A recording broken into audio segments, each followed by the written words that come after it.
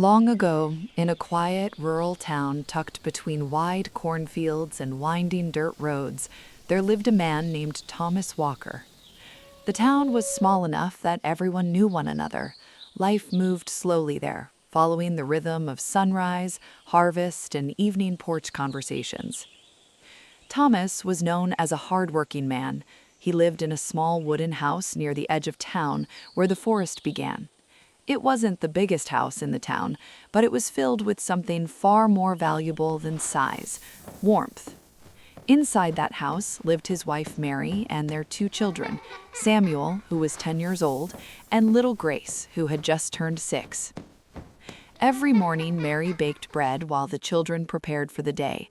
The smell of fresh bread often drifted through the open windows and into the quiet road outside. In the evenings, Thomas would sit on the porch with Samuel and Grace beside him. Fireflies would glow in the warm air as he told them stories. Stories about brave travelers who crossed mountains. Stories about clever foxes who outsmarted hunters. Stories about rivers that sang when the moon rose high. To anyone passing by, the Walker family looked like the kind of family that would live peacefully forever. But life has a way of changing even the calmest days. One autumn morning, a rider arrived in town, carrying news that made the air feel suddenly heavy. War had begun somewhere far away. The nation was calling for men to join the army. The rider nailed a notice to the wooden post in the town square. Soon men began gathering around it. Some spoke with pride, others whispered with worry. Thomas stood quietly among them, reading every word. That evening, the Walker home felt different. The fire crackled in the stove, but the room felt colder than usual. Mary stood near the kitchen table, watching Thomas carefully. She had known him long enough to recognize the thoughts moving through his mind. "You're thinking about going," she said gently. Thomas looked down at the floor before answering. "I have to think about it." Mary nodded slowly. "If you go, everything here will fall on me." Thomas looked up, his voice heavy with responsibility. "I know." For a long moment, neither of them spoke. Then Thomas said the words Mary had feared. "I have to go." Mary closed her eyes briefly, not because she was angry, but because she understood. "If I stay," Thomas continued, "I will always wonder if I should have helped." Mary walked closer and placed her hand over his. "And if you go," she said softly, "we will learn to be strong." Samuel had been standing quietly in the doorway, pretending not to listen. Little Grace sat on the floor hugging her rag doll. The next morning, the town gathered again. Several wagons waited to carry the men to the train station miles away.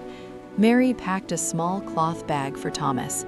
Inside, she placed fresh bread, a photograph of the family, and a small wooden charm Samuel had carved. "For luck," Samuel said, trying to sound older than he was. Grace wrapped her small arms around Thomas's leg. When will you come home? "When will you come home?" Soon, my love, she I promise. asked. Thomas knelt down and gently brushed her hair. "As soon as the war lets me." Mary said nothing. Instead, she held his hand tightly for a moment longer than usual. Then Thomas climbed onto the wagon, the horses began to move, and the wagon rolled slowly down the dusty road. Mary stood there holding Grace, while Samuel watched beside her. None of them spoke. They simply watched until the wagon disappeared beyond the hills. And just like that, the house by the forest became quieter than it had ever been before. The first winter without Thomas was the hardest. The wind rattled the windows. The firewood disappeared faster than Mary expected. The roof leaked when heavy rain came.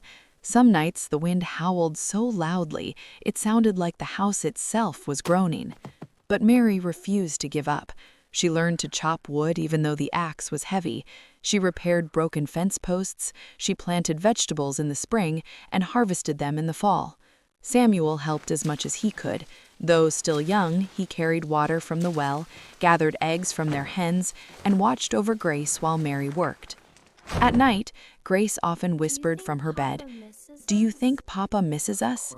Samuel always answered the same way, "Of course he does." But when the candle burned low and everyone slept, Samuel sometimes stared at the empty chair near the fire and wondered how long it would stay empty. Months passed. Letters began arriving from Thomas. Mary treasured each one. One letter said, "The nights here are cold, that thinking of home keeps me warm." Another said, "Tell Samuel to keep carving wood. Tell Grace I miss her laughter." Mary read those letters again and again until the edges of the paper began to wear thin. But as the war dragged on, the letters began to come less often, and one day they stopped coming entirely. Episode 1. Ending Hook. Every time a rider appeared on the road, Mary's heart pounded. Some families in town received terrible news, black-edged letters that brought silence to their homes. Mary feared the day one would arrive for her.